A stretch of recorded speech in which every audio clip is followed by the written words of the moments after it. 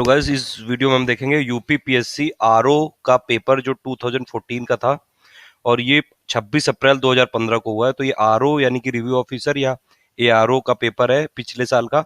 और अभी 27 नवंबर को 2016 27 नवंबर को एक आरओ का पेपर होने वाला है 2016 का। तो उसके लिए ये प्रीवियस ईयर्स के यूपी पीएससी में जितने भी एग्जाम्स होते हैं उसमें प्रीवियस ईयर के क्वेश्चन काफी इंपॉर्टेंट होते हैं। कई सारे लोगों ने मुझसे बोला था ये, तभी मैं ये प्रीवियस ईयर का पेपर ला रहा हूँ।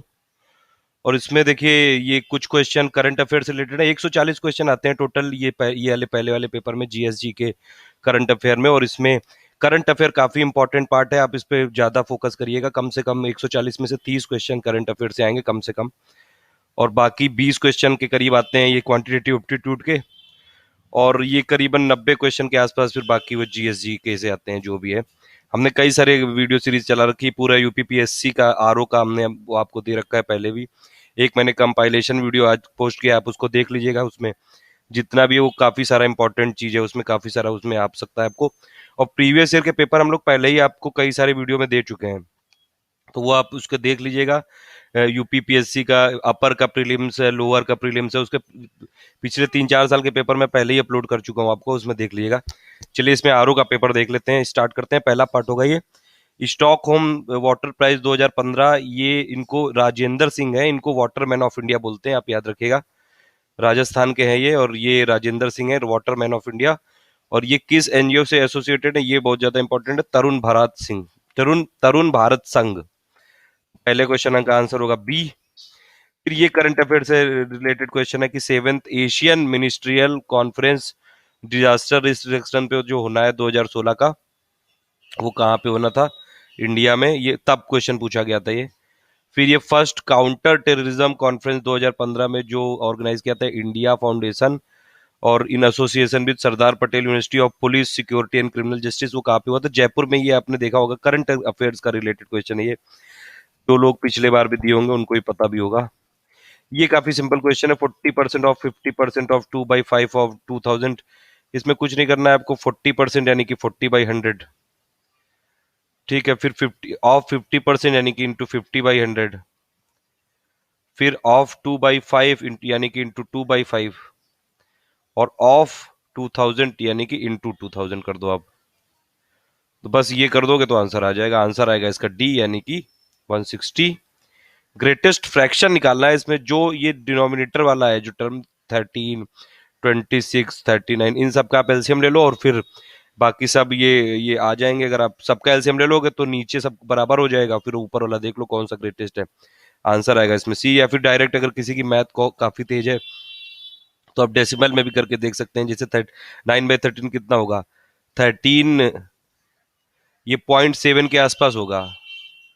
फिर 26 ये ऐसे ही करके देखेंगे तो आपका सी आंसर आएगा। ये वाले क्वेश्चन क्वांटिटेटिव एप्टीट्यूड वाले इसमें इतने इंपॉर्टेंट नहीं होते हैं, ये सेम नहीं आते हैं, तो आप इसमें देख लीजिएगा। देखिए जैसे ये वाला क्वेश्चन पूछ रहा है कि which of the following set is different from the others, तो इसमें कौन सा डिफरेंट है। बाकी अगर आप सब में देखेंगे, देखिए इसमें सब प्राइम नंबर है, 3, 11, 13, 17।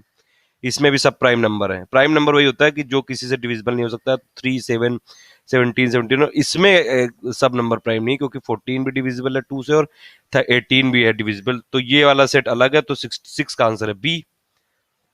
इसमें देखिए एक पूछा है कि एक प्राइम नंबर है 10 और 50 के बीच में, जो कि अनचेंज रहता है अगर इसकी डिजिट रिवर्स कर दो। पहली बात तो आप ये अगर डिजिट रिवर्स करने पे मतलब दोनों डिजिट सेम होंगी, तो आप इसमें से दोनों डिजिट सेम वाले नंबर 10 से 50 के बीच में देख लो, 11 हो गया, 22 हो गया, 33 हो गया, और 44। अब इसमें से प्राइम नंबर कौन सा है, ये सिर्फ 11 है, क्योंकि 22 डिविजिबल है 2 से, और 33 is also divisible by 3, and 44 is also divisible by 4। तो इसमें सिर्फ प्राइम नंबर होगा 11, और इसका फिर पूछ रहा है स्क्वायर क्या है, तो 11 का स्क्वायर होता है 121। बस ये 8 क्वेश्चन है। मिसिंग लेटर इसमें करना है। देखिए अगर आप देखेंगे, इसको ध्यान से देखेंगे तो ARENIZJM, यानी कि ए के बाद देखिए पहला और तीसरा ऑड इवन का, इसमें देखिए ए के बाद ई आया, यानी कि ABCD, 3 इसमें आपने गैप कर दिया, और फिर ये वाला आ गया ई। फिर ई के बाद FGH आपने गैप किया और आया आई के बाद JKL, एल के बाद आया M। तो मतलब 3-3 का गैप है। इसमें 3-3 ये आगे बढ़ते जा रहे हैं, और इसमें 3-3 कम होते जा रहे हैं। देखिए अगर आप देखेंगे NOPQ, इसके बाद आया R, और फिर ये एन से पहले क्या आया, जे, जे के बाद के एल एम, तो उसके बाद आया एन, तो इसमें रिवर्स जा रहा है। तो आप इसी हिसाब से देखेंगे तो आर के पहले तीन, आर के अगर तीन वर्ड ले लो उसके पहले आता है एन, एन के तीन वर्ड ले लो उसके पहले आता है जे, जे के अगर तीन वर्ड ले लो उसके पहले आता है ये डी, यानी कि एफ। तो एफ आएगा इसमें, 8 का आंसर होगा इसमें डी। नाइन्थ है कि in the word mathematics if M is replaced by P, A by D, मतलब एम के बाद आप ये एम एन ओ दो और उसमें गैप करके और तीसरा वो दे दो कि एम एन ओ पी, फिर ए के बाद बी सी डी, टी के बाद यू वी डब्ल्यू। तो ऐसे ही अगर आप करते जाएंगे पूरा, तो अगर आप देखेंगे इसमें तो ये नाइन्थ वाला जो पूछ रहा है कि the letter of ninth place, अगर देखेंगे आप तो नाइन्थ प्लेस कौन है, एक दो तीन चार पांच छह सात, एक दो तीन चार पांच छह सात आठ नौ, यानी कि आई के बाद आई का की जगह कौन सा लेटर आएगा, तो दो आप गैप कर दो तो आई जे के एल, दो दो आपको छोड़ने हैं जे के और उसके बाद वाला लेटर लेना है एल, यानी कि एल आएगा इसका आंसर। तो नाइन्थ का आएगा इसमें बी। फिर इसमें इसी तरह अगर आप देखेंगे इसमें सॉल्व करेंगे तो इसका 10 का आंसर आएगा, आप इसको खुद सॉल्व करिएगा, बी। 11 का आंसर इसमें आएगा डी। ये वाले क्वांटिटेटिव एप्टीट्यूड इतने इंपॉर्टेंट है नहीं ये। इसमें देखिए ये क्वेश्चन ज्यादातर क्वांटिटेटिव एप्टीट्यूड वाले क्वेश्चन रिपीट नहीं होते हैं। 12 का आंसर है इसमें सी। ये इसमें दिया हुआ है देखिए राम वॉक्स, ये डायरेक्शन वाले क्वेश्चन काफी सिंपल होते हैं, आप सिर्फ इसको एक चीज याद रखिएगा कि ये मैं बता दे रहा हूँ आपको डायरेक्शन वाले क्वेश्चन के लिए कि ये आप हमेशा याद रखिएगा कि कोई भी डायरेक्शन वाला क्वेश्चन हो पहले आप ये फिगर बना लें, नॉर्थ साउथ वेस्ट और ईस्ट। अब उसी हिसाब से जो उसमें लिखा है वो आप करते हैं। राम वॉक्स 4 किलोमीटर नॉर्थ वेस्ट, यानी कि आप यहाँ से और हमेशा ओरिजिन पॉइंट से चालू करिए। तो अगर आपने ओरिजिन पॉइंट से चालू किया तो राम वॉक्स 4 किलोमीटर नॉर्थ वेस्ट ये है डायरेक्शन, तो यहां से आप 4 किलोमीटर को चला दीजिए। फिर and then 3 kilometre south west, तो यहां से आप 3 किलोमीटर यहाँ पे आ जाएंगे साउथ वेस्ट, क्योंकि ये वाला होगा साउथ वेस्ट यहाँ पे होगा। तो 4 ये है और 3 ये है, तो ये अगर आप देखेंगे तो ये 90 डिग्री का बनेगा। ये जो ट्रायंगल है ये 90 डिग्री का बनेगा। तो इसमें वो वाली थ्योरम लगेगी कि ये हो जाएगी इसकी हाइपोटेन्यूज और ये हो जाएगा इसका बेस और ये परपेंडिकुलर। तो बेस इक्वल टू क्या हो जाएगा, 3 स्क्वायर प्लस 4 स्क्वायर, यानी कि 5 हो जाएगी ये लेंथ। अब यही पूछ रहा है, तो ये ओरिजिन पॉइंट था और यहाँ पे राम खड़ा है इस समय, तो 5 इसकी दूरी है, तो 13 का होगा डी। उसी तरह से आप ये भी देख सकते हैं कि जैसे इसमें इसमें इसमें आंसर आपको सीरीज का आंसर बताना है कि कौन से इसमें नेक्स्ट सीक्वेंस आएगा। तो इसमें आप देखेंगे अगर ध्यान से, तो अगर आप देखिए एक्स के पहले क्या आया है, ये एक्स के पहले वी आया है, यानी कि वी डब्ल्यू, एक का गैप है इसमें। फिर टी यू वी, टी के पहले क्या आया है, आर एस टी, तो आर के पहले एक क्या आएगा, पी आएगा, क्योंकि पी क्यू आर, तो पी पहले होगा इसमें, तो पी सब में है। अब लास्ट वाला टर्म देखिए इसमें डब्लू, फिर एक्स वाई और जेड, तो डब्लू से पहले क्या था, वी, यानी कि लास्ट में वी होना चाहिए, तो पी और वी, तो या तो ये होगा बी होगा और यह होगा ये डी।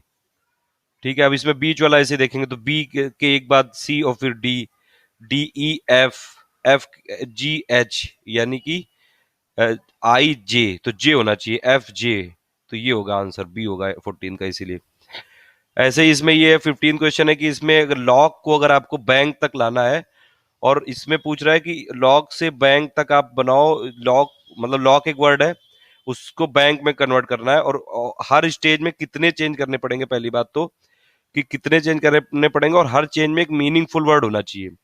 तो पहले तो आप ये देखिए कि लास्ट में इसके के है और इसमें भी लास्ट में के है, तो लॉक से बैंक हो गया ये। ठीक है, अब के तो दोनों में कॉमन है, यानी कि एलओसी से बी ए एन तक लाना है हमको। तो एलओसी से बी एन तक कैसे लाएंगे, पहले आप एल को बी बना दो, तो बी ओ सी के हो गया, ये भी मीनिंगफुल वर्ड है, आप इसकी गूगल पे इसकी माने ये जो भी मीनिंग है वो देख सकते हैं। फिर ए कर दीजिए, बी ए सी के बैक भी होता है। ठीक है, तो ए कर दिया ये, क्योंकि बैंक बनाना है हमको, तो बी ए पहले यहाँ पे बी ले आए फिर ए ले आए, फिर थर्ड वाले में इसमें सी है, तो सी को आप इसको एन कर दिए तो बैंक, तो 3 मीनिंगफुल वर्ड हो गए, 3 इसके मिनिमम स्टेप हैं। तो ये पहला पार्ट है। अभी आप बताइएगा इसको कंटिन्यू करना है कि अभी कि नहीं करना है, आप इसमें कमेंट करिए जल्दी से, और फिर मैं इसको पूरा भी कर देता हूँ। अब ये आपका 2014 का जो पेपर है अप्रैल 2015 में हुआ था, और इसमें और भी कई सारे मैंने टिप टिप लाई, और वर्ल्ड ज्योग्राफी के भी काफी सारे फैक्ट है इनमें, मैं बताता हूँ आपको। आप कमेंट करिए पहले कि इसमें चाहिए कि नहीं अभी।